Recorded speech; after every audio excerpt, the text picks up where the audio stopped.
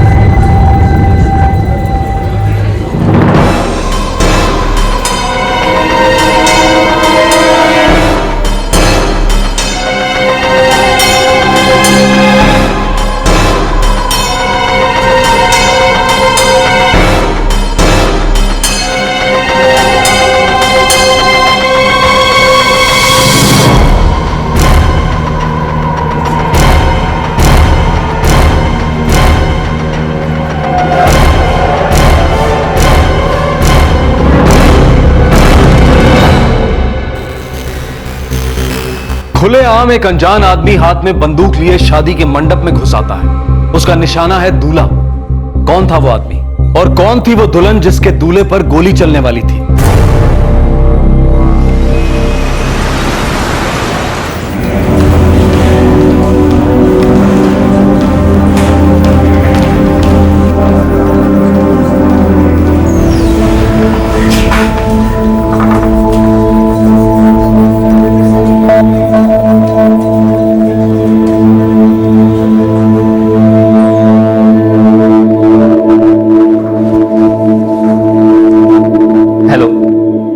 Rajesh Borkar interview के लिए आया हूँ। प्लीज आप थोड़ा वेट कीजिए।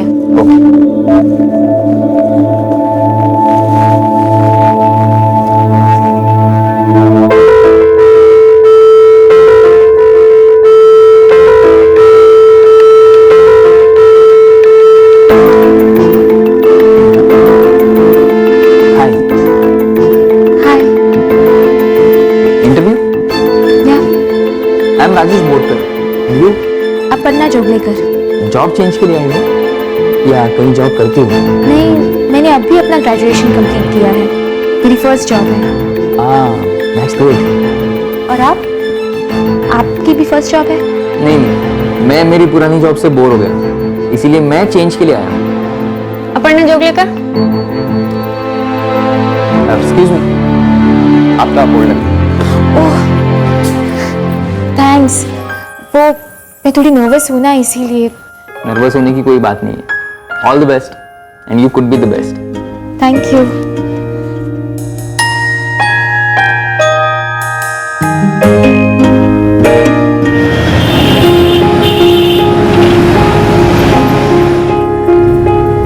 कॉन्ग्रेचुलेशंस। थैंक्स। सच बताओ, ये जॉब ऑफर तुमने एक्सेप्ट नहीं की ना? नहीं, वो तो ऑफर कुछ जमी नहीं इसलिए। अच्छा, या फिर ये जॉब ऑफर मुझे दिलवानी थी इसलिए? Sacrifice etcetera. देखो, ये जॉब तुम्हें मिल गई ना, सो बी हैप्पी। और वैसे भी मेरी करंट जॉब जो है वो इतनी बुरी नहीं चल रही। मैं सिर्फ थोड़ा सा चेंज चाहता था और कुछ नहीं। वेल, मंडे से ज्वाइन करना है मुझे। Oh, that's great. All the best. तुमने एक बार ऑल द बेस्ट कहा और मुझे जॉब मिल गई। अब ऑल द बेस्ट कह रहे हो तो सब कुछ बेस्ट ही होगा।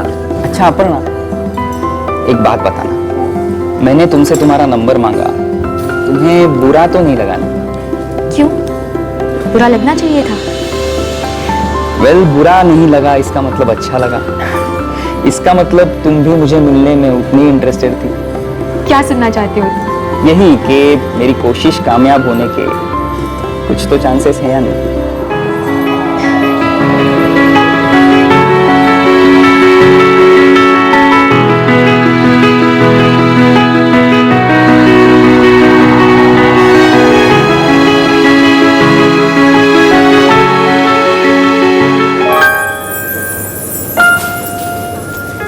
अपर्णा, मुझसे शादी करोगी? राजेश, सब कुछ इतना जल्दी हो रहा है, तुम्हें सोचने के लिए वक्त चाहिए। लेकिन हम एक दूसरे के पेरेंट्स को भी नहीं मिले हैं अब तक। तुम्हें क्या लगता है वो इनकार करेंगे? पूछना तो पड़ेगा। मैंने यही पुणे से इंजीनियरिंग कंप्लीट की है। एक कंपनी में सॉफ्टवेयर डेवलपमेंट का काम कर रहा हूँ। सैलरी भी अच्छी है। अपने आई बाबा के साथ रहता हूँ। उनका इकलौता लड़का हूँ। अपर्णा से प्यार करता हूँ। शादी करना चाहता हूँ। तुम्हारे आई बाबा अपर्णा से मिले हैं क्या? उनकी तरफ से भी हाँ है? Thank you.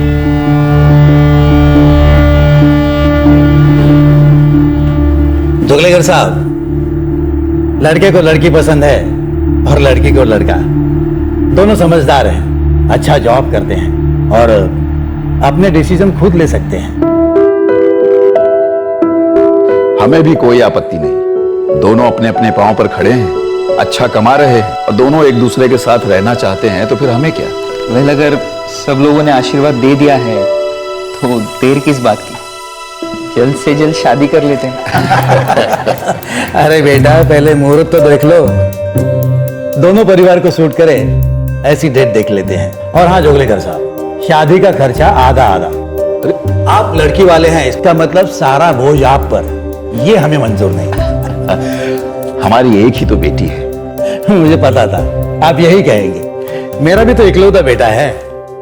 ठीक है, जैसी आपकी इच्छा। ये हुई ना बात।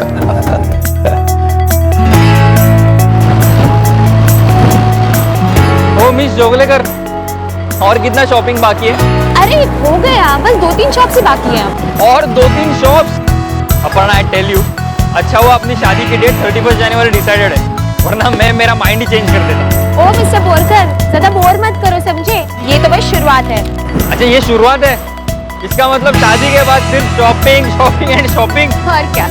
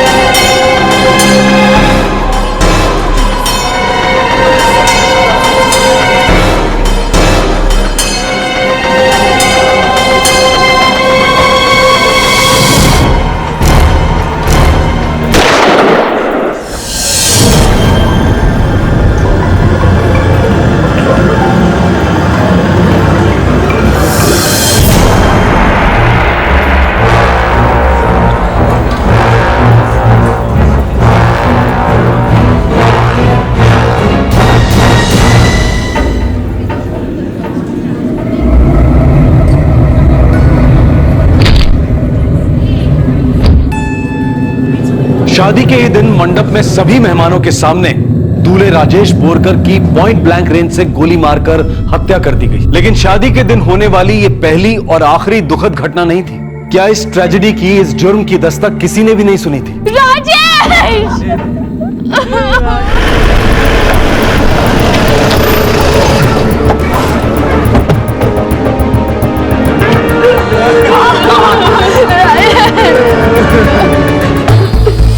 सर, ये तो मर चुका।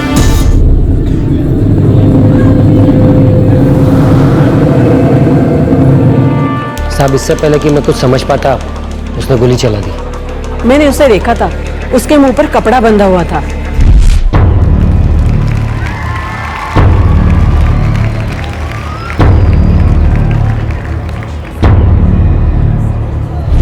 शक क्यों होगा साहब? मुझे लगा मंडप के कामगार में से कोई है। कोई कुछ कैसे कर पाता साहब? इससे पहले कि कोई कुछ कर पाता बहुत देर हो चुकी थी। वरमाला हो चुकी थी। दूल्हा दुल्हन की मांग में सिंदूर भरने ही वाला था कि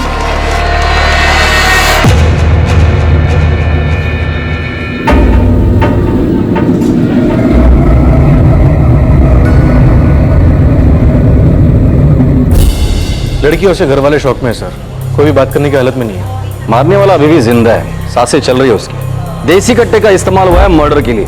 और पता करो ये देसी कट्टा आया कहां से।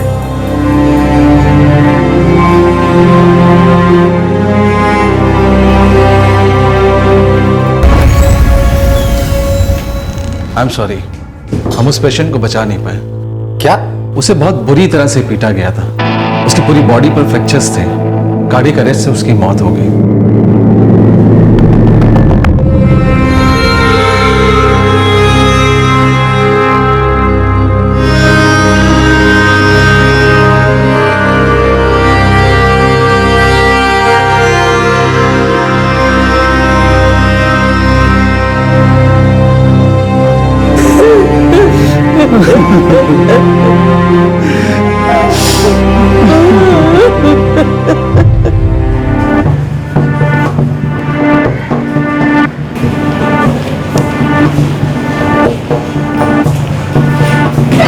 खबरियों को काम पे लगा दिया है सर। देसी कट्टा कहां से आया जल्दी पता चल जाएगा। एक काम करो, इसकी तस्वीर सारे पुलिस स्टेशन को भेज दो।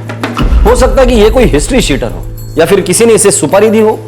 सर, दोनों फैमिलीज का क्या हाल है? घर वाले कोई बयान देने की हालत में नहीं है सर। दूल्हे के घर वाले उसका अंतिम संस्कार कर रहे हैं और लड़की अभी भी सदमे में है। कल कोशिश करते हैं घर वालों से बात करने की लड़के की।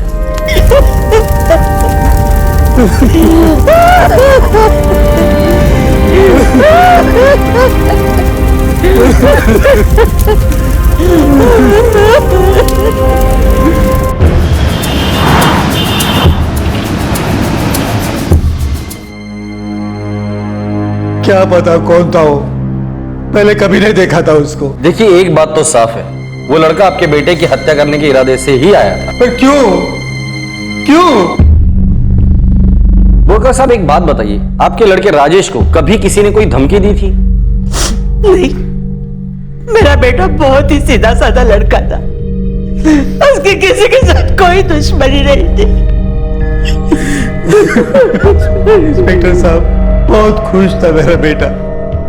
एक नई जिंदगी शुरू करने वाला था। राजेश मेरा इकलौता बेटा था। उसकी किसके साथ क्या दुश्मनी थी? उसने किसी का क्या बिगाड़ा था? क्यों मार डाला मेरे बेटे को? मेरे ही बेटे को क्यों?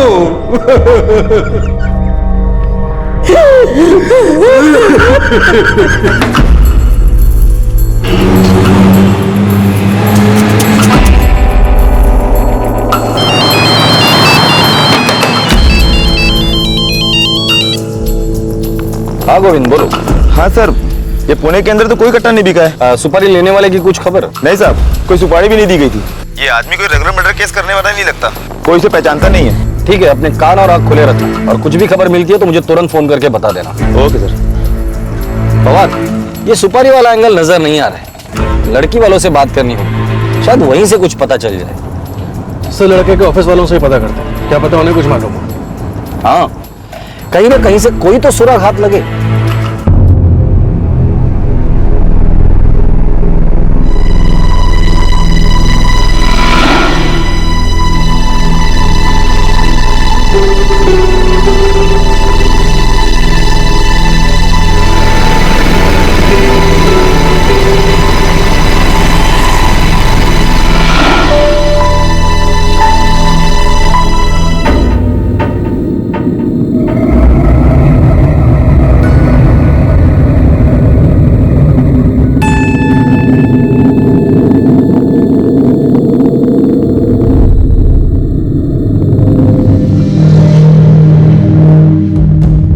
अच्छा लड़का था राजेश। कुछ बता सकते हैं ये क्यों हुआ होगा? और वो लड़का कौन था? आपके होने वाले दामाद को मारा है उसने, कोई तो वजह होगी। हमें नहीं पता वो कौन लड़का था और क्यों उसने हमारी बेटी की जिंदगी बर्बाद की। हो सकता है राजेश का कहीं और अफेयर रहा हो जिसकी वजह से उसकी हत्या की गई हो। हमें कुछ नहीं पता, कुछ नहीं जानते।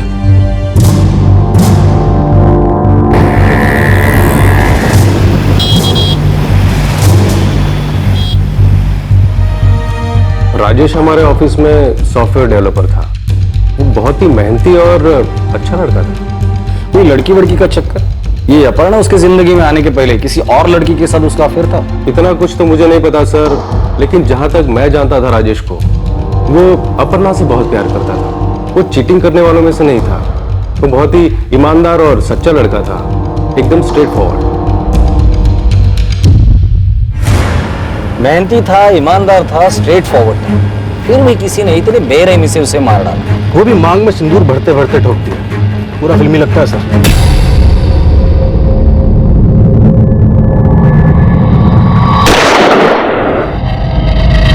कोई तो था जो चाहता था ये राजेश और अपर्णा की शादी ना हो, पक्का कोई पुराना लफड़ा है सर, जिसके बारे में ये दोनों फैमिलीज के लोग कुछ नहीं जानते। या फिर जानकर भी चुप है। वो लड़की अपर्णा अभी तक कुछ नहीं बोली है सर।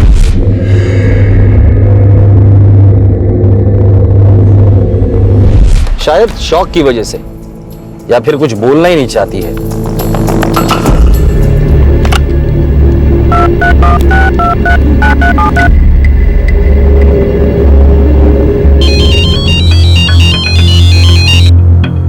हाँ गायकवाड़ बोलो। साहब, यहाँ पर एक आदमी और औरत आए हैं। वो पॉइंट ब्लैंक वाला किलर है ना, ये लोग कहते हैं इनका बेटा है।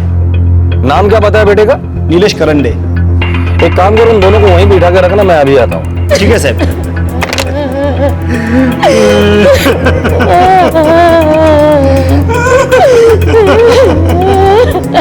चलो, कम से कम नाम तो पता चला। अब शायद उसकी फैमिली से पता चलेगा कि ये मर्डर हुआ क्यों है। हेलो, नमस्कार, पीएसआई केंकरे बोलते हैं, आउटर पुणे पुलिस स्टेशन। नमस्कार, बोलो केंकरे। उसका नाम है नीलेश कारंडे।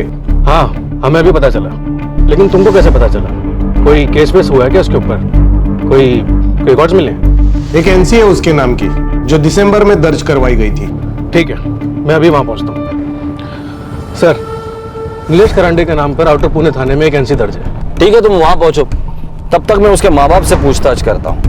सर, पुलिस को अब तक ना खूनी का नाम पता था और ना ही कोई सुराग मिला था। ये खून क्यों हुआ था ये भी पता नहीं चल पाया था। पर अचानक एक साथ इस कत्ल से जुड़े दो सुराग सामने आ गए। एक तरफ कातिल नीलेश के माता पिता अपने बेटे की लाश लेने आए थे और दूसरी तरफ एक पुलिस स्टेशन से यह खबर मिली कि मुजरिम नीलेश करांडे के नाम पर एक एनसी यानी कि नॉन कॉग्निजेबल दर्ज थी। अब जब ये दो सिरे जुड़ जाएं तो समझ में आए कि कौन था ये नीलेश करांडे और उसने क्यों किया था राजेश बोरकर का खून।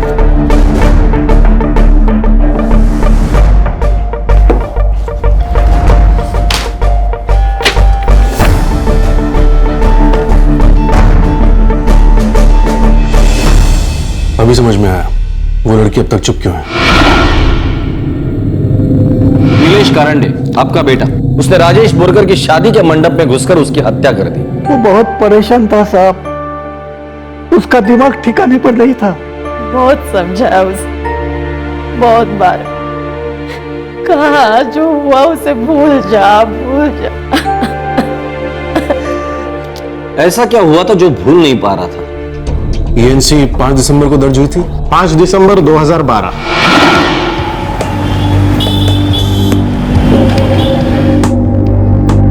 नीलेश कारंडे, नंबर क्या है उसका?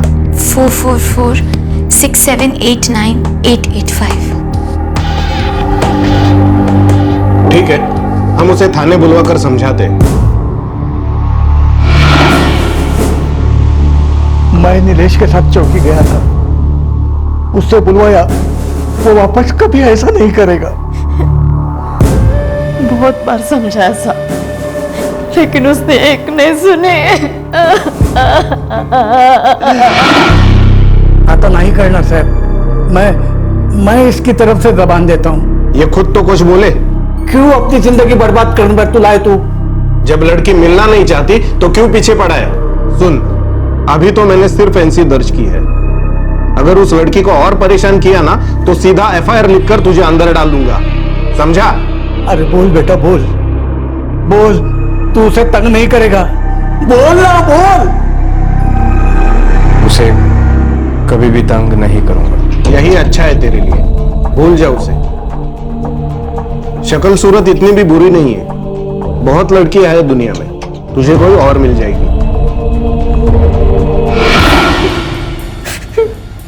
अच्छा, तो नीलेश अपर्णा से प्यार करता था? वो दोनों एक दूसरे को चाहते थे साहब, अपर्णा भी नीलेश से प्यार करती थी। वो दोनों एक दूसरे से शादी करने वाले थे साहब। वो दोनों एक दूसरे से शादी करने वाले थे साहब।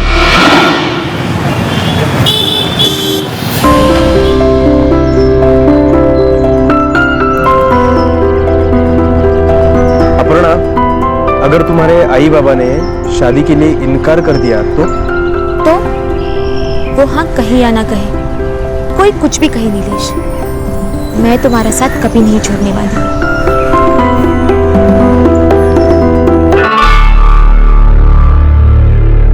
अगर सचमुच तुम दोनों मेरी राय जानना चाहते हो तो मुझे शादी मंजूर नहीं है। मैं आपकी बेटी को हमेशा खुश रखूंगा। कैसे? सेल्समैन की पगार ही कितनी होती है? इतनी भी कम नहीं होती अंकल। ये लाइफस्टाइल देख रहे हो? अपर्णा को आदत है इसकी। दे सकोगे ऐसी लाइफ? पापा, मुझे ये सब कुछ नहीं चाहिए। मैं नीलेश के साथ खुश रहूंगी और मैं भी कमाऊंगी ना। दोनों साथ मिलकर अपना घर खड़ा करेंगे। कहने सुनने में बहुत आसान लगती हैं ये बातें, करो तो पता चले। 25 तारीख को जब पर्स में पैसे गिनोगी तब अकल ठिकाने आ जाएगी। गृहस्थी चलाना इतना आसान नहीं होता है। सिर्फ प्यार मोहब्बत ही काफी नहीं है जीने के लिए। मैं ये सब समझता हूँ आंटी, और ऐसा नहीं है कि मुझे आइडिया नहीं है, पर अंकल अपर्णा के आने से मेरी जिंदगी पूरी बदल गई है और मुझे पूरा यकीन है अगर अपर्णा मेरा साथ देगी तो मैं मेरी जिंदगी में बहुत जल्दी तरक्की कर सकूंगा और अपर्णा को हर खुशी दे सकूंगा। पापा प्लीज हाँ कह दीजिए ना, मैं नीलेश से बहुत प्यार करती हूँ और मैं हर हाल में उसके साथ हूँ। पापा हम जानते थे अपर्णा के माँ बाप इस रिश्ते से खुश नहीं थे। 1 साल तक शादी की बात को टालते रहे वो लोग। उन्हें लगता था अपर्णा अपना मन बदल लेगी, पर नीलेश और अपर्णा इरादे के पक्के थे। उन्होंने अपना फैसला नहीं बदला, उन्हें तो शादी करनी ही थी। नरेंद्र जी, मानता हूं आप खुश नहीं हो, पर सच कहता हूं अगर आप राजी नहीं होंगे तो मैं भी इस रिश्ते को हाँ नहीं कह पाऊंगा। बच्चों ने ठान ही लिया है तो हमारा विरोध करने का फायदा क्या? वैसे हमसे पूछे बिना भी तो वो शादी कर सकते हैं ना। ठीक है, अगर मेरी बेटी की यही इच्छा है तो मुझे ये शादी मंजूर है। 6 नवंबर अच्छा मुहूर्त है, दिवाली के पहले शादी कर देते हैं। हम भी कोई मुहूर्त के लिए अच्छा सा दिन देख के आपको बता देंगे। जो भी हो राजी खुशी हो। हम तो बस इतना चाहते हैं बच्चों की खुशी के लिए आप पूरे मन से उन्हें आशीर्वाद दें। बहुत बातचीत के बाद शादी की तारीख तय हुई। 12 जनवरी को शादी होनी थी। 12 जनवरी? पर 31 जनवरी को तो अपर्णा और राजेश की शादी हो रही थी, वहीं पर तो एक कांड हुआ था। हमें नहीं मालूम साहब ये राजेश नाम का लड़का अचानक अपर्णा की जिंदगी में कैसे आया। उनकी बेटी ने अपना मन बदल लिया था। हम दोनों को इस बारे में कुछ भी पता नहीं था। हमें तब पता चला जब आउटर पुणे पुलिस स्टेशन से हमें फोन आया। नीलेश ने भी हमें इसके बारे में कुछ भी नहीं बताया था। हुआ क्या था? नीलेश, हे बेटा कुछ तो बोल। ऐसे चुपचाप रहेगा तो कैसे समझेगा हमें? देख बेटा, शादी करनी थी, तुमने तय किया था, हमने कुछ नहीं कहा। अब वो लड़की शादी नहीं करना चाहती, इस बात का हमें पता ही नहीं था। अब मामला पुलिस तक पहुंच चुका है। अब तो बता हमें क्या हुआ तुम दोनों के बीच में? बोल ना रे। ठीक है बाबा, नहीं बताना है मत बता। हाथ छोड़ता हूं तुझसे, पर उस लड़की से दूर रह। अपनी जिंदगी बर्बाद मत कर।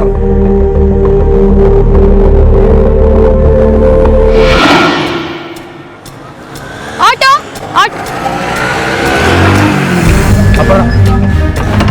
अपर्णा, मुझसे बात करो। अपर्णा, अपर्णा हुआ क्या है? कोई गलती हुई है मुझसे? तुम अवॉइड क्यों कर रही हो मुझे? मेरा फोन भी नहीं उठाती। नीलेश प्लीज मुझे भूल जाओ, हमारे बीच सब कुछ खत्म हो चुका है। कब और अचानक कैसे सब खत्म हो गया अपर्णा? अरे कुछ तो बताओ। Auto auto. अपर्णा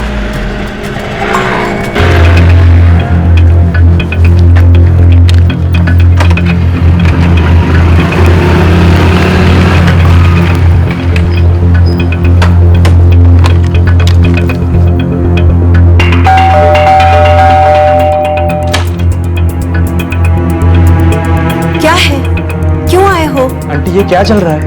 अपर्णा मुझसे बात क्यों नहीं कर रही है? नीलेश, बेहतर होगा तुम अपर्णा को भूल जाओ। पर क्यों आंटी? कोई मुझे बताए तो सही, इतना तो हक बनता है मेरा। आंटी 12 जनवरी को हमारी शादी फिक्स्ड है। अपर्णा कहती है सब खत्म हो चुका है, आप कह रही है उसे भूल जाओ। ये हो क्या रहा है? ये सब मुझे मत बताओ, मैंने कहा ना उसे भूल जाओ और यहाँ दोबारा मत आना।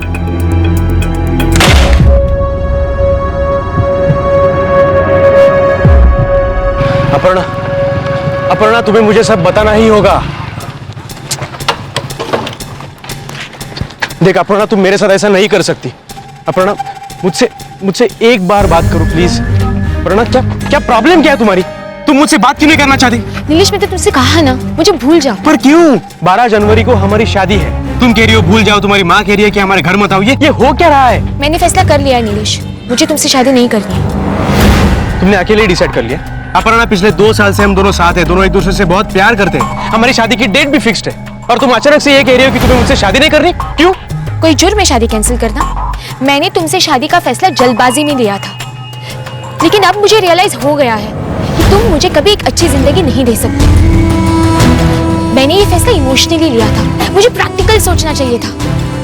अब कह रही हूँ ना, गलती हो गई, मुझे नहीं करनी है तुमसे शादी। प्लीज मेरा पीछा करना छोड़ दो। अपर्णा अगर मुझसे कोई गलती हुई है तो बताओ, मैं सब कुछ ठीक कर दूंगा, पर मुझे छोड़ के मत जाओ Aparna please. I love you Aparna. Aparna मेरा यकीन करो, मैं तुम्हारा हमेशा ख्याल रखूंगा, दिन रात एक कर दूंगा और तुम्हें हर खुशी दूंगा अपर्णा। नीलेश मैंने तुमसे कहा ना, हमारे बीच सब कुछ खत्म हो चुका है, सब कुछ खत्म। प्लीज मेरा पीछा करना छोड़ दो, प्लीज।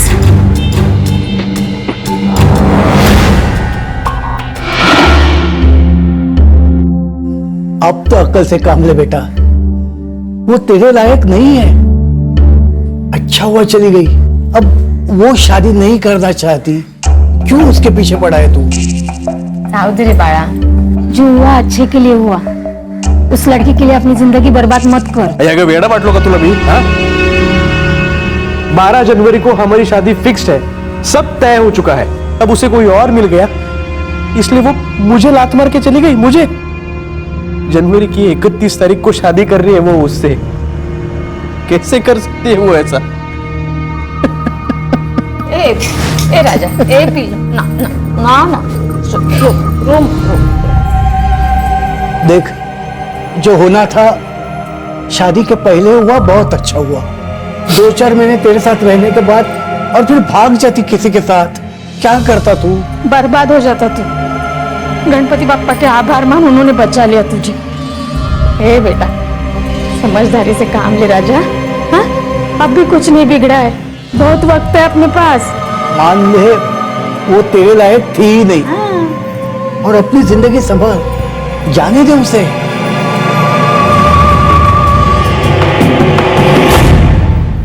भूल नहीं पाया उस लड़की को। 12 जनवरी आई और चली गई, मेरा बच्चा एकदम चुप, सब कुछ अंदर ही अंदर बर्दाश्त किया जा रहा था।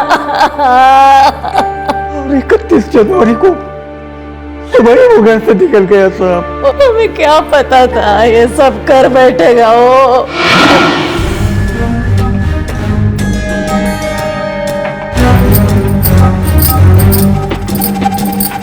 अरे नीलेश बेटा, सुबह सुबह कहाँ जा रहा है? बस यही कुछ काम है।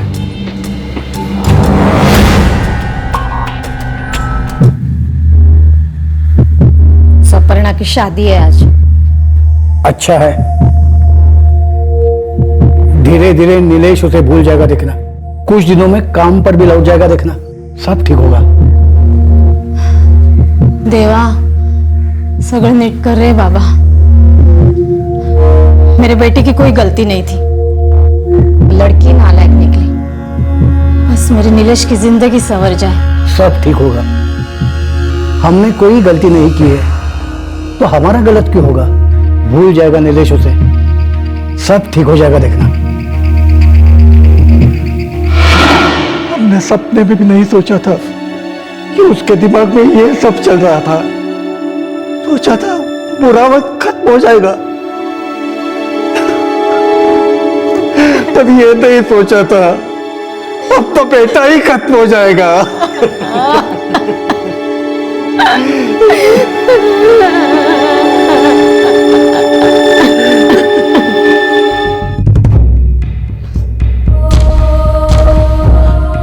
शांत हो जाइए, अब गुस्सा करके क्या मिलेगा? हमारा बेटा तो जा चुका है। क्यों चुप बैठूं मैं? क्यों शांत रहूं?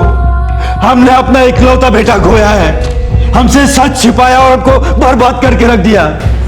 अब बात को आगे बढ़ाकर क्या फायदा?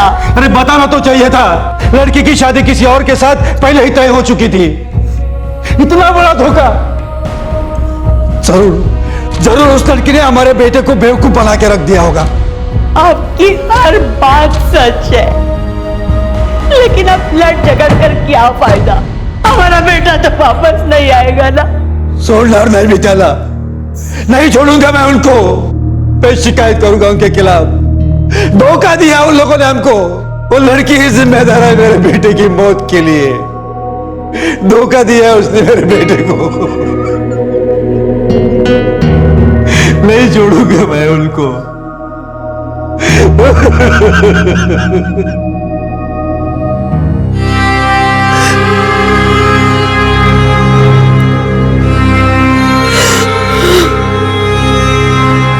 हमने सोचा भी नहीं था कि बात इतनी आगे बढ़ जाएगी। आपने राजेश के घर वालों को यह बताई तक नहीं कि आपकी बेटी अपर्णा की शादी आपने किसी और जगह पे तय की थी, वो भी उसी महीने के 12 तारीख को। और यह भी नहीं बताया कि आपकी बेटी ने वो शादी तोड़ दी थी। जोगड़ेकर साहब, आपने धोखा दिया है उन लोगों को। अपने बेटे के होने वाले ससुराल वालों के साथ कभी कोई ऐसी बात करता है क्या? हमने सोचा अपर्णा ने राजेश को सब कुछ समझा दिया होगा। जोगड़ेकर साहब, आपकी सोच की वजह से न जाने कितनी जिंदगियां बर्बाद हो गई है। राजेश भी इकलौता लड़का था और नीलेश भी इकलौता लड़का था। मरने वाला और मारने वाला दोनों एक दूसरे को जानते तक नहीं थे।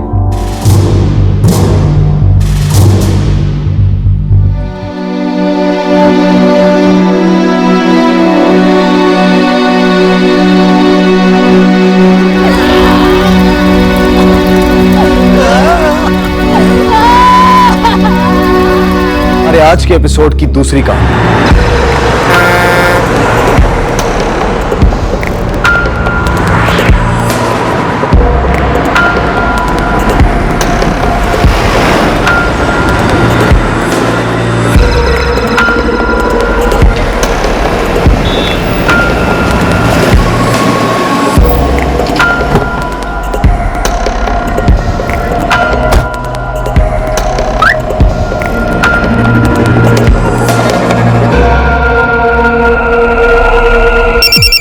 कैसे शुरुआत है? 3 पेटी लगा दे।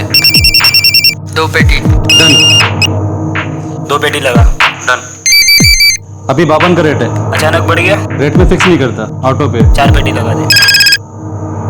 हाँ जी। रेट 74 का कर दे। 74। 5 पेटी। 6 पेटी। कितना? 4 पेटी डन। बड़ी चालाकी से ये बैटिंग सिंडिकेट चल रहे थे। काफी इंफॉर्मेशन थी हमारे पास। देखिए, अभी तो मैं सिर्फ इतना ही कह सकता हूं कि हमारे हाथ अभी छोटी मछलियों तक पहुंचे हैं, लेकिन आने वाले दिनों में बड़ी मछलियां भी हमारे जाल में जरूर फंसेंगी। ये रैकेट बहुत बुरी तरह फैला हुआ है। तहकीकात जारी है, इसमें बहुत से लोग शामिल हैं। लगी शर्त। हम लोग आपस में ये 2 शब्द कई बार बोलते हैं, शर्त लगाते हैं। लेकिन जब ये शर्त, ये बैटिंग, ये सट्टा बड़े मुद्दों और बड़े पैसों के लिए लगाया जाता है, तब ये आसानी से पैसा कमाने का तरीका बन जाता है, या फिर यूं कहें कि लालच बन जाता है। और ये लालच कई बार गंभीर जुर्म को जन्म देता है।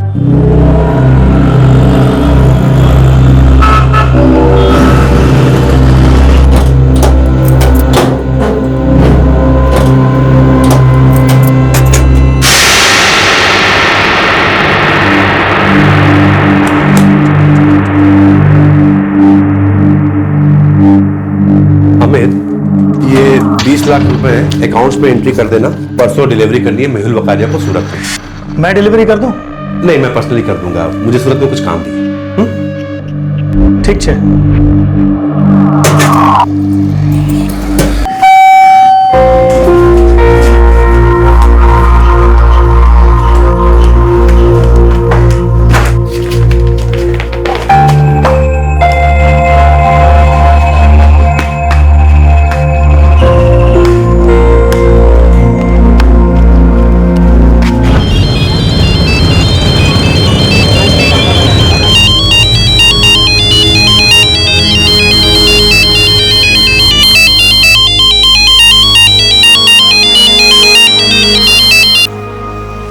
हेलो, संजय पंचाल बोल रहा हूँ। 20 लाख कीमत है। किस बात की कीमत? तुम्हारे बेटे राजू पंचाल को छुड़ाने की कीमत। क्या बकवास कर रहे हो तुम? हो कौन? बकवास नहीं कर रहा हूं मैं। तुम्हारे बेटे राजू पंचाल को हमने उठा लिया है। बेटा जिंदा चाहिए तो 20 लाख का इंतजाम करो। मैं जानता हूँ ये सब सुनकर तुम्हारे पाँव के नीचे से जमीन खिसक रही होगी, पर ज्यादा सोचो मत। पैसों का इंतजाम करो और मेरे फोन का इंतजार, समझे?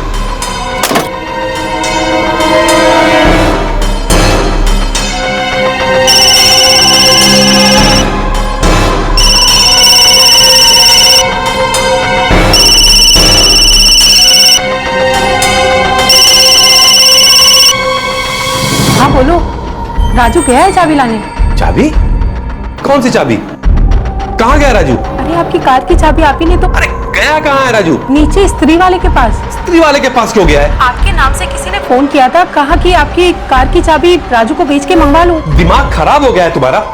जल्दी से केयूर को नीचे भेजो और देखो राजू नीचे है कि नहीं। पर हुआ क्या है? जितना कह रहा हूं उतना करो पहले।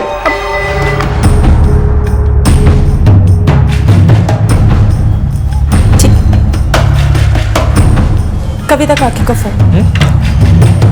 जय श्री कृष्ण काकी, बोलो। क्यों, तुम कहाँ हो? अभी घर पे ही हूँ काकी, बस थोड़ी देर में दुकान पे निकलूंगा। तुम जरा गली के नुक्कड़ पे स्त्री वाले की दुकान पर जाके देखो राजू है क्या कहीं आसपास। क्या शुद्ध हो? सब बराबर है ना? मुझे कुछ पता नहीं है, बस इनका फोन आया था, बहुत परेशान लग रहे थे। कहा है कि तुम्हें भेज कर दिखवाऊं कि राजू है क्या कहीं आसपास। ठीक है काकी, मैं देखता हूँ। क्या हुआ? हाँ कुछ नहीं, जरूरी काम है।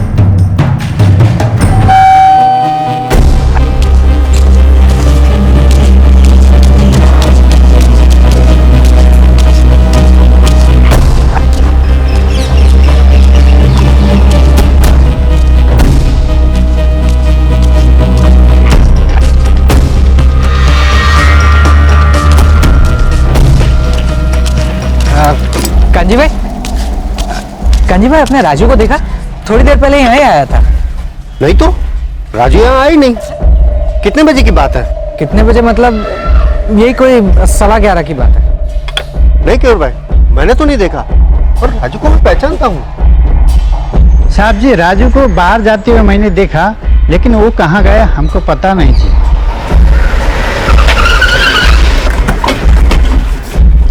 काका, राजू को कुछ पता चला? कुछ पता नहीं चला काका, वो स्त्री वाले के पास गया नहीं है, लेकिन वो बाहर गया वो पक्का है। हे भगवान, लेकिन उसे स्त्री वाले के वहां भेजा क्यों? क्या हुआ क्या काका? लापरवाही की भी हद होती है। पर 2 बार फोन आया था। कौन था? मुझे नहीं पता, मुझे सिर्फ इतना कहा कि आपकी गाड़ी की चाबियां स्त्री वाले के पास पड़ी है, राजू को भेज के मंगवा लो। मुझे लगा आपने किसी को कहा होगा कॉल कर। अरे मैं किसी को फोन करने के लिए क्यों कहूंगा? मैं खुद नहीं कर सकता हूँ क्या? मम्मी, तुम्हारा फोन आ गए छे। राजू सुबह से टीवी देख रहा है।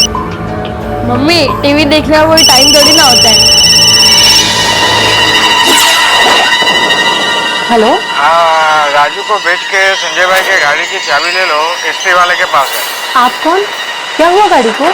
गाड़ी बिगड़ गई है, संजय भाई की गाड़ी इधर खड़े ली है, फोन करके बोलने को बोला है। ठीक है, मैं राजू को भेजती हूँ। राजू, टीवी की आवाज कम कर बेटा। जाके स्त्री वाले के पास से पापा की गाड़ी की चाबी लेकर आ। बाद में जाता हूँ। बाद में कब? तेरा टीवी कहीं भागा नहीं जा रहा है? थोड़ी देर मम्मा, ब्रेक में चला जाऊंगा। कोई बात ही नहीं सुनता ये लड़का। बस 2 मिनट मम्मा।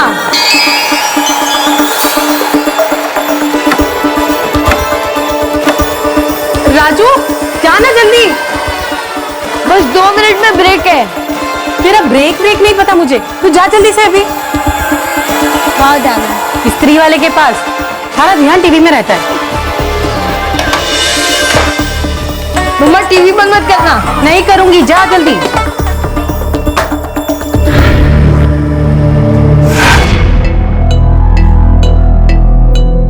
लेकिन काका स्त्री वाले ने कहा कि राजू वहां आया ही नहीं है और आपकी गाड़ी भी तो वहां नहीं थी। गाड़ी वहां कैसे हो सकती है क्यूर? तुम्हारे सामने गाड़ी से मैं अभी आया हूँ, गाड़ी दुकान पे थी। उसने कहा था आपकी गाड़ी बिगड़ गई। संजय, मुझे लगता है मामला गड़बड़ है, हमें पुलिस के पास जाना चाहिए। कहीं किसी ने राजू को किडनैप ना कर लिया हो।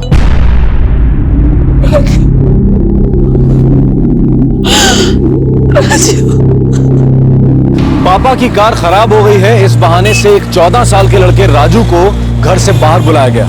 उसे पता भी नहीं था कि उसे गायब करने के लिए जाल बिछाया जा चुका है। और फिर उसके पिता को फिरौती के लिए फोन आता है। जल्द से जल्द ये पता करना होगा कि अपहरणकर्ता कौन थे, क्योंकि एक बच्चे की जान खतरे में हो सकती थी। सर, सुबह 10:50 पे कविता बहन को फोन आया था नारायणपुरा के पीसीओ से, जो कि संजय भाई के घर के पास ही है। और फिरौती का कॉल? वाडज के पास के पीसीओ से 11:15 बजे। पहला कॉल आया 10:50 पर नारायणपुरा आपके घर के पास से। फिर राजू घर से निकलता है 11:15 बजे। और दूसरा कॉल फिरौती के लिए आपके पास आया वाड़ज से आपके मोबाइल पर, राइट? जी सर, तब बच्चा साथ ही होगा। और उसने आपसे 20 लाख रुपए मांगे? जी हाँ। दोबारा कॉल नहीं आया? नहीं। पैसा अरेंज कर सकते हो? हाँ जी। मकरंद, इनका फोन टैप कर। Okay sir.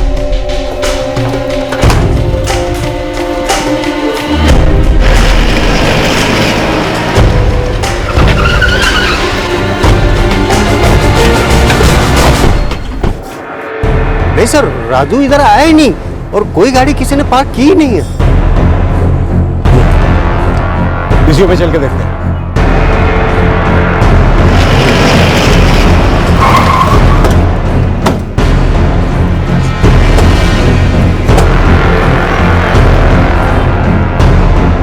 साहब, बहुत लोग आते हैं फोन करने को, अब किस किस को याद रखूं? याद नहीं साहब किससे 10:50 पे फोन किया। इसी जवाब की उम्मीद थी। मकरंद, वाडज वाले पीसीओ से पता करो, शायद कोई खबर मिल जाए। Yes sir. मूव।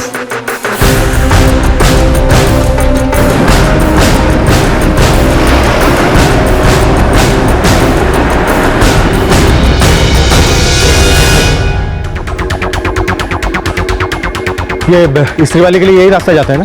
जी सर।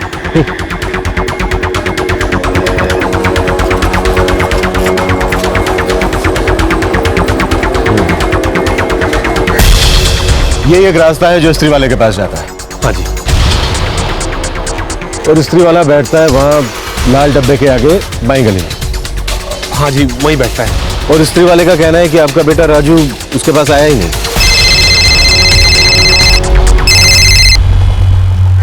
हाँ मकन सर, जैसे कि हमने सोचा था, इस पीसी वाले को भी पता नहीं है 11:15 बजे किसने कॉल किया था। वापस आ जाओ।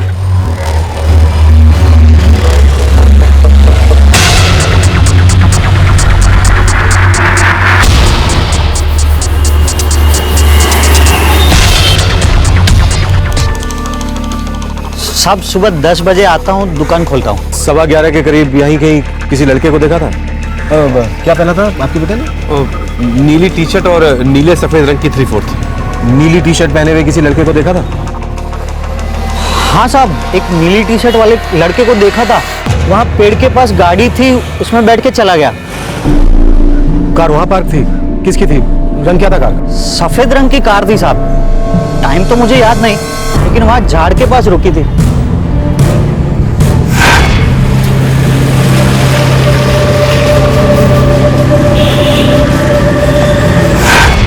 बच्चे को गाड़ी में जाते हुए देखा साहब।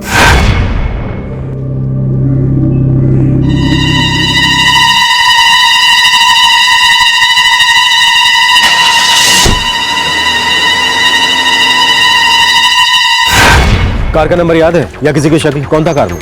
साहब, नंबर तो याद नहीं, गाड़ी दूर थी। हुआ क्या साहब? उस लड़के को किसने उठा लिया? अरे बाप रे, तू जमाना आवेगा। लेकिन साहब मुझे ऐसा कुछ लगा नहीं, क्योंकि ऐसी ऐसी कुछ बात ही नहीं हुई थी। वो लड़का तो खुद जाके गाड़ी में बैठा। ऐसा ही हुआ होगा जब यहाँ तक आया और किसी ने उसे अपनी कार में बिठाया। आपकी पहचान वालों में किसी के पास सफेद रंग की कार है क्या? मुझे याद नहीं आ रहा है। खबर नहीं, पता नहीं किसके पास है। अच्छी तरह सोच कर बताओ, क्योंकि हो ना हो इस केस में उस कार वाले का ही हाथ। एक मोची ने लड़के को एक सफेद कार में जाते देखा था। सुराग छोटा सा था लेकिन था महत्वपूर्ण। क्या इतने से सुराग की मदद से पुलिस उस बच्चे को बचा पाएगी?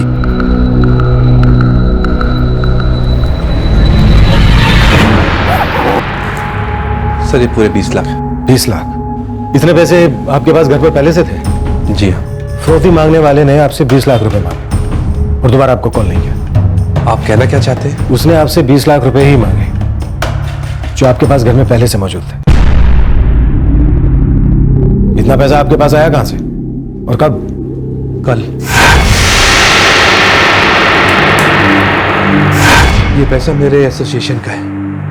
मैं मर्चेंट एसोसिएशन का ट्रेजरर हूँ। ये पैसे मुझे कल सूरत में डिलीवर करने थे, उसके लिए मैं कल निकलने वाला था। आपके अलावा ये बात और कौन कौन जानता था कि घर में आपके पास इतना पैसा है? मेरा परिवार, मेरा मतलब मेरी पत्नी, मेरे बड़े भाई किशोर भाई, उनके बेटे केयूर और उसकी पत्नी मनीषा। संजय साहब, मुझे लगता है कि इस केस में कोई अंदर का ही आदमी शामिल है। आपको किसी पर शक है या कोई और जिस बात को जानता हो? हाँ, हमारे एसोसिएशन का सेक्रेटरी है अमित वघानी, उसे ये बात पता थी। अमित, ये 20 लाख रुपए अकाउंट्स पे एंट्री कर देना, परसों डिलीवरी करनी है मेहुल वकारिया को सूरत में। ठीक है। मुझे आप सबके फोन नंबर चाहिए। अगर अपहरणकर्ता करीबी है तो आप में से किसी के नंबर पर भी कॉल कर सकता है, ठीक है?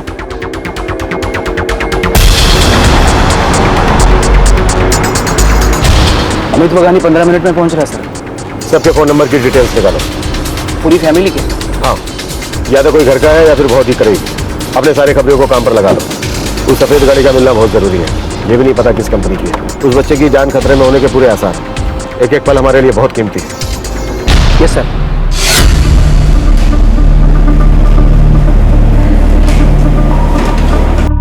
ये आपको पता था कि संजय पांचाल अपने घर पर 20 लाख रुपए लेकर गया है? जी पता था। मैं एसोसिएशन का सेक्रेटरी हूँ और वो ट्रेजरर। संजय पांचाल का बेटा राजू इस वक्त कहाँ है? साहब, ये आप कैसा सवाल कर रहे हैं साहब? मैं किसी के बेटे की किडनैपिंग करूंगा? साहब 10 साल से एसोसिएशन का काम संभाल रहा हूँ। 20 लाख रुपए मेरे लिए कोई मायने नहीं रखते और कई बार तो 50 लाख रुपए लेकर मैं घर गया हूँ। मैं ऐसा कैसे कर सकता हूँ साहब? तो कौन कर सकता है? मुझे क्या मालूम साहब, पर सर संजय सर की मैं बहुत इज्जत करता हूँ और उनके बेटे का किडनैपिंग करना मैं ऐसा कभी सोच भी नहीं सकता साहब। आपका फोन नंबर? जी 444-657843।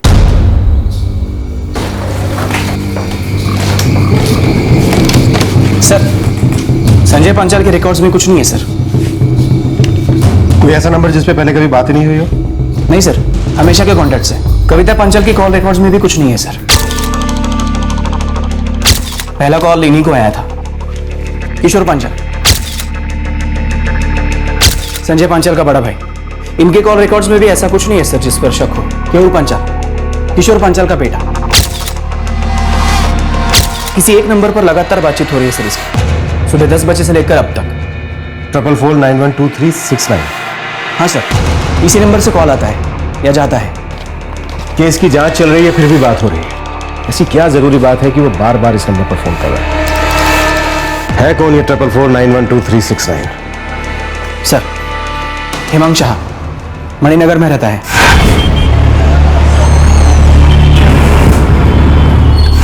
इस नंबर की लोकेशन ट्रेस करो और सारा कच्चा चिट्ठा बाहर निकालो। सर।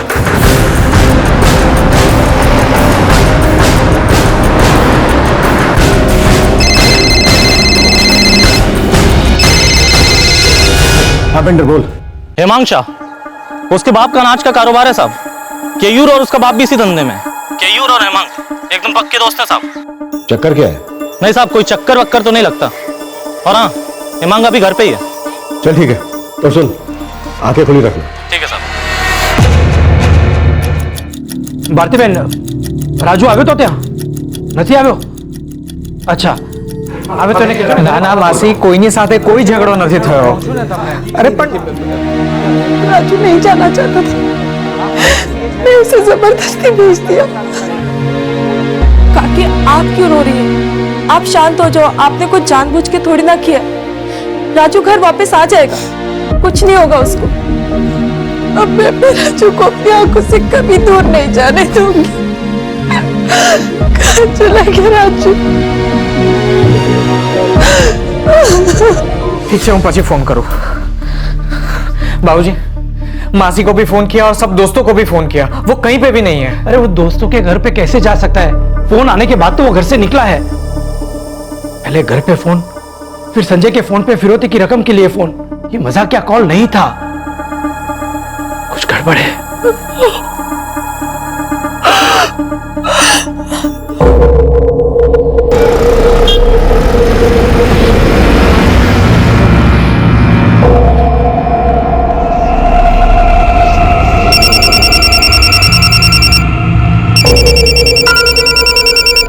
पेंटर बोल। हाँ साहब, यहाँ बापू नगर में एक सुनसान गली में गाड़ी पड़ी है। सफेद रंग की है? हाँ साहब, सफेद होंडा एकॉर्ड। और हाँ साहब, और गाड़ी की पिछली सीट के पास एक बच्चे की स्लीपर रखी हुई है।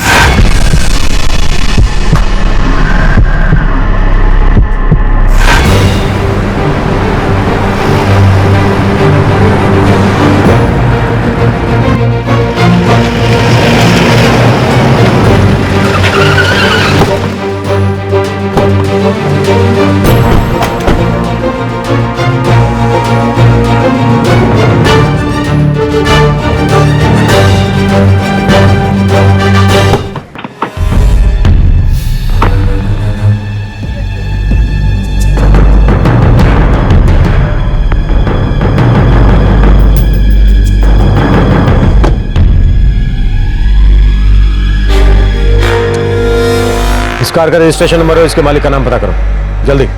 Yes sir.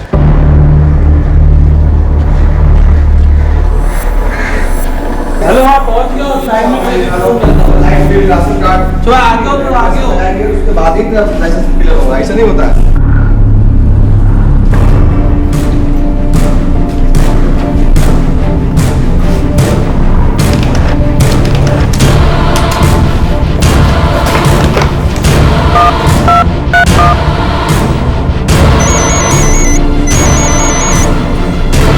हाँ माने साहब, पता चला?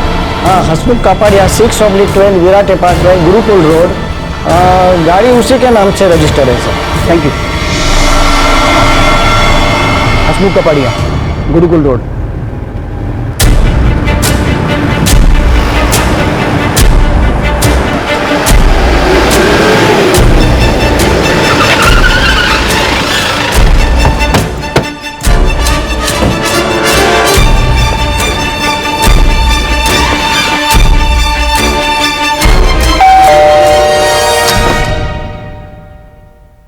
जी हसमुख कपाड़िया कौन है?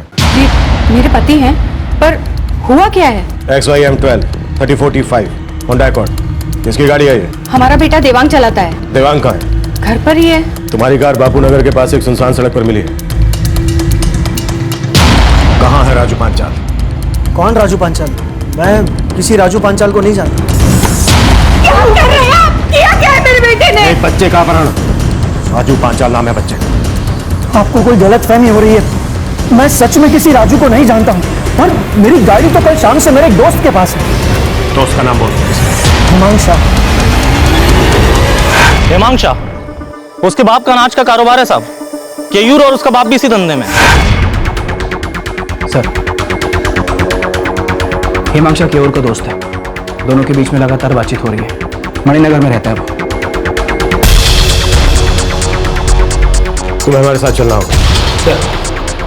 कहाँ ले जा रहे हो मेरे बेटे को? कुछ नहीं होगा मां, मैंने कुछ नहीं किया है। पता तो चले कि इस हिमांग ने किया क्या।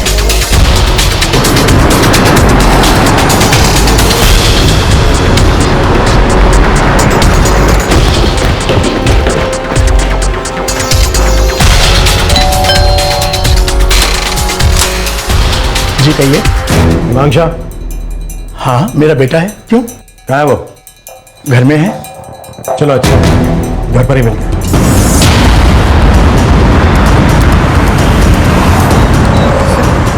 कहाँ ले जा रहे हो सर मुझे? किया क्या है मैंने? देख बेटा, थाने पहुंचने तक का टाइम है तेरे पास, सोच ले क्या किया। एक बार थाने पहुंच गया ना तो तू सोच भी नहीं सकता कि तेरा टाइम कैसा कटेगा। लेकिन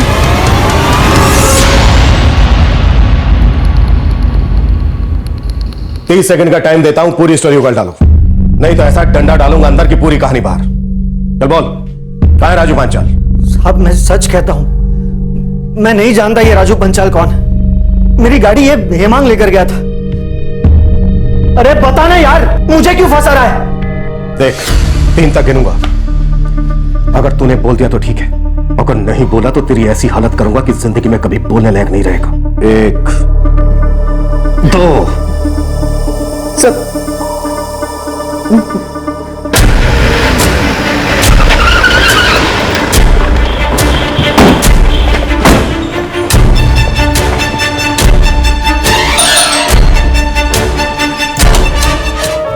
इंस्पेक्टर साहब, कुछ पता चला मेरे बच्चे के बारे में? साहब मेरे पति ने किया क्या? आप बताते क्यों नहीं है? बताइए ना, मेरे बेटे को कहां ले जा रहे हो आप? ये तो यही बताएगा इसने क्या किया है।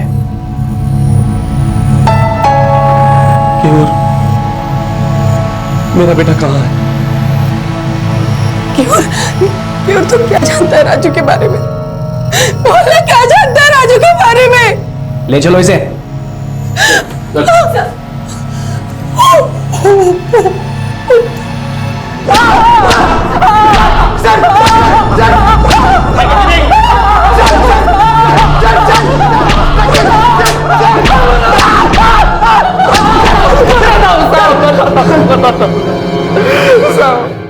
साहब मुझे पैसे चाहिए थे, इसलिए ये सब किया साहब। कहां छुपा कर रखा है बच्चे को?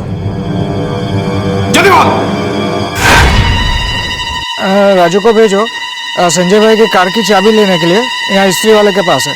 गाड़ी बिगड़ गई है, संजय भाई गाड़ी इधर ही छोड़ के गए और फोन करके इन्फॉर्म करने को बोला है। ठीक है, मैं राजू को भेजती हूँ।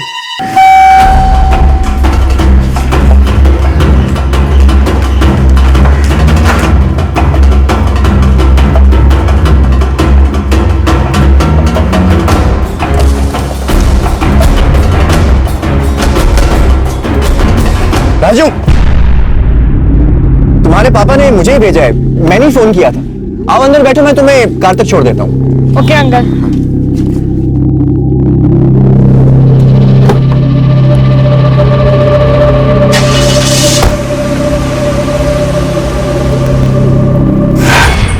मैंने आवाज बदल के फोन किया था साहब, और राजू मुझे पहचान न ले इसलिए मैंने हेमांग को बोला कि तू राजू को उठा ले। मैंने देवांग से उसकी कार मांग ली ताकि हमारा नाम ना आए कहीं पर।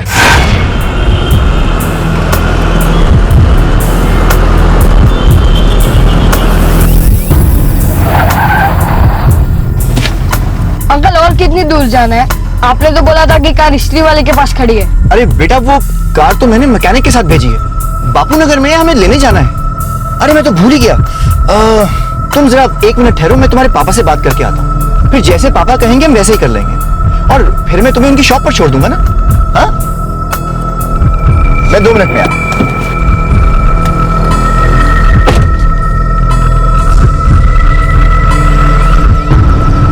तुम्हारे बेटे राजू पंचाल को हमने उठा लिया है, और अगर बेटा जिंदा चाहिए ना तो 20 लाख का इंतजाम करो। मैं जानता हूँ ये सब सुनकर तुम्हारे पाँव के नीचे से जमीन खिसक रही होगी, पर ज्यादा सोचो मत, पैसों का इंतजाम करो और मेरे फोन का इंतजार।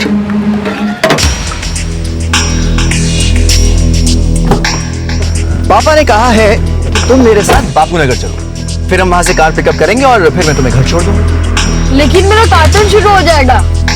अरे बेटा, कार्टून तो रोज आते जाते रहते हैं, रिपीट देख लेना, और फिर पापा का काम भी जरूरी है ना, है ना?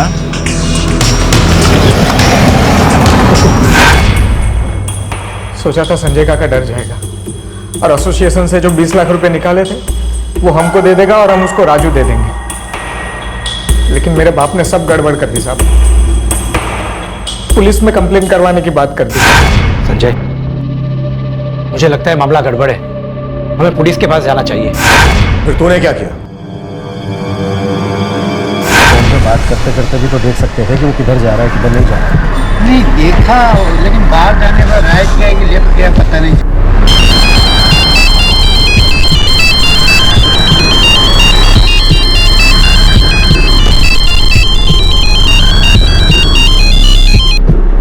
हाँ केयूर, क्या हाल है? बहुत बुरा हाल है यार, बाबूजी ने सब गड़बड़ कर दी। पुलिस को बुला लिया यार, और वो मोची ने गाड़ी भी देख ली और गाड़ी में बैठते हुए राजू को भी देख लिया। मर गया। अब क्या करूं? अरे फट रही है यार, अगर गाड़ी पकड़ी गई ना तो हम दोनों काम से गए, ये बात याद रखना।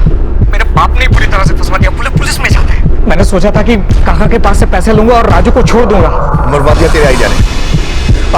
अब एक ही रास्ता है। क्या?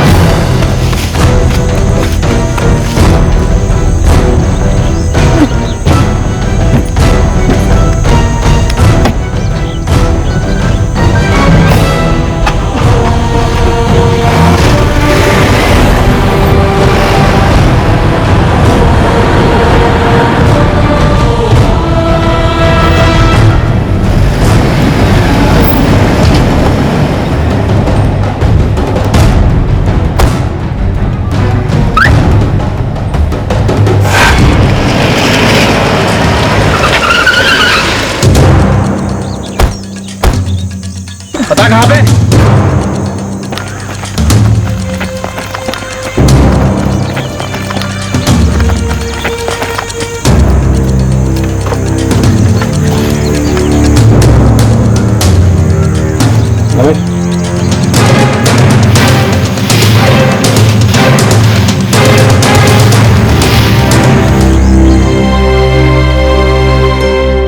बापूजी ने अनाज की डिलीवरी के लिए जो पैसे दिए थे सब मैंने और मेहमान ने गवा दिए थे।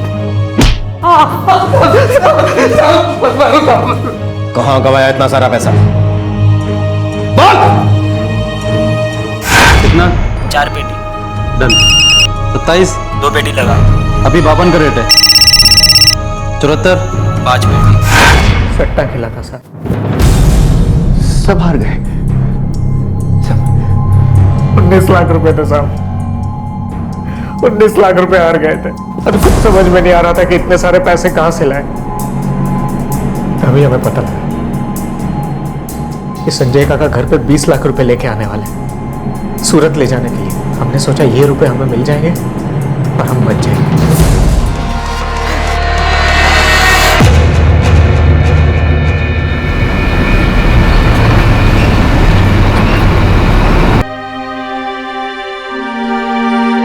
सारी मेरी गलती, मुझे उसे बेचना ही नहीं चाहिए था।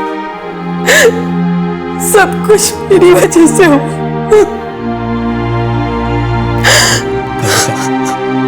तुम खुद को दोष मत दो। तुम्हें कहां पता था कि ऐसा कुछ हो जाएगा? अरे हम में से किसी को अंदाजा नहीं था कि ऐसा कुछ होगा। केयूर तो उसका भाई था।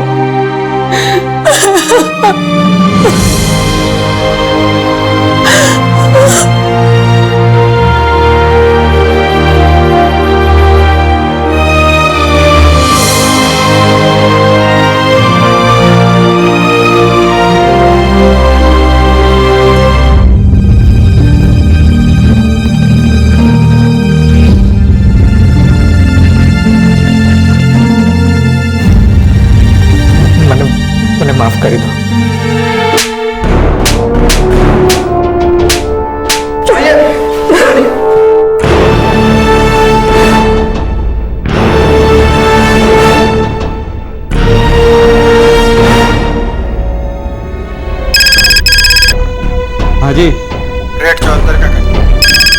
74 5 पेटी 6 पेटी कितना 4 पेटी डन। खेल खत्म हो गया। कौन जीता कौन हारा क्या फर्क पड़ता है, लेकिन एक जिंदगी गई फर्क पड़ता है। पुलिस अब चार्जशीट फाइल करने की प्रक्रिया पूरी कर रही है और केयूर और हिमांग फिलहाल जुडिशियल कस्टडी में है। केस की सुनवाई अभी शुरू नहीं हुई है और पुलिस दोनों अपराधियों को इस केस में ज्यादा से ज्यादा सजा दिलवाने के पक्ष में है। दो चचेरे भाई, एक भाई ने दूसरे भाई की जान ले ली। वजह बेटिंग पर लगाए गए रुपयों के नुकसान की भरपाई। बेटिंग की इंक्वायरी से कुछ हाथ लगता है या नहीं पता नहीं। क्या वो इसकी जड़ तक जाएंगे, क्या वो दोषियों को सजा दिलवाएंगे, ये तो वक्त ही बताएगा। और शायद ये भी हो सकता है कि वक्त के साथ हम भी भूल जाएं और वो भी, और हम अपनी रोजमर्रा की जिंदगी में व्यस्त हो जाएं। ये कोई पहला केस नहीं है जहां लालच की वजह से किसी की जान गई। क्या ये आखिरी केस होगा? क्या ये लालच कभी खत्म होगा? आपसे फिर मुलाकात होगी क्राइम पेट्रोल दस्तक में एक और नए केस के साथ। तब तक अपना ख्याल रखें, सुरक्षित रहें और याद रखें, किसी भी गलत तरीके से कमाया हुआ पैसा आपके लिए घातक भी साबित हो सकता है। जय हिंद। इस तरह के और भी एपिसोड देखने के लिए हमारे चैनल को सब्सक्राइब करें और बेल आइकन दबाना ना भूलें।